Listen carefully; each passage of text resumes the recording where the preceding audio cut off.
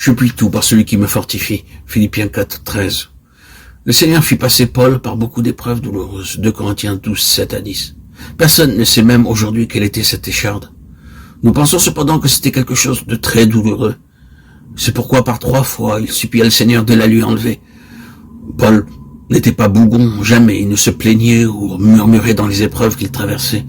2 Corinthiens 11, 24 à 28. Malgré toutes ces souffrances, il ne s'est jamais plaint une seule fois. Il savait comment traverser les souffrances les plus douloureuses.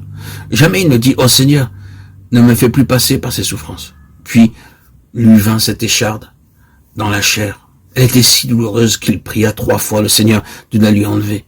Il dit « Je ne peux plus la supporter davantage, c'est trop douloureux pour moi. » Le Seigneur lui dit « Ma grâce te suffit. » Dieu poursuivait un but en permettant l'écharde. Tout d'abord, le garder humble afin qu'il ne s'élève outre mesure. Ensuite, pour lui démontrer la puissance de la résurrection.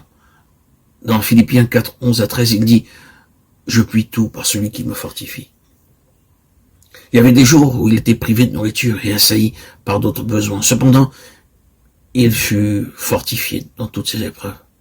Dieu permet dans nos vies beaucoup de situations et de circonstances douloureuses afin que nous puissions expérimenter sa fidélité et qu'en nous pénètre davantage la puissance de la résurrection. Je ferai de toi une grande nation et je te bénirai. Genèse 12, 2. Pour déployer la puissance de la résurrection, Dieu fit attendre Abraham jusqu'à ce qu'il devint vieux et que sa femme ne soit plus en âge d'avoir des enfants. À moins que Dieu ne plaçât une vie nouvelle dans ces 2 corps, il ne pouvait pas avoir un fils. Pouvez-vous vous imaginer leur angoisse pendant les 25 ans après leur départ de Charan? Abraham était juste, mais il n'avait pas de fils. Genèse 12, 2, 15, 2. Il attendit très longtemps un fils, puis il décida de faire de l'intendant de sa maison son héritier. Il passa par les épreuves et la souffrance pendant plusieurs années. Des gens incrédules se moquaient de lui, disant « Tu dis que Dieu fera de toi une grande nation. Pourquoi ne t'a-t-il pas donné un fils? Si vraiment il l'avait voulu, il aurait pu déjà t'accorder un fils. » Des gens l'ont sans doute ridiculisé ainsi. Dieu se tut jusqu'à ce qu'Abraham connût la puissance de la résurrection.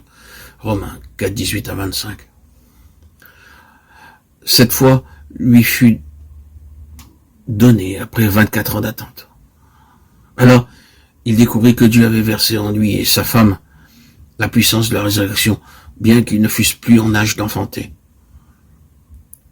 Si Dieu n'avait pas introduit cette vie nouvelle dans leur corps, ce miracle n'aurait pas été possible. Au début, lorsque Dieu lui apparut, Abraham avait la foi puisqu'il quitta aussitôt sa maison et suivit le Seigneur. Mais le Seigneur n'était pas satisfait. Il voulait la foi qui réclame la puissance de la résurrection.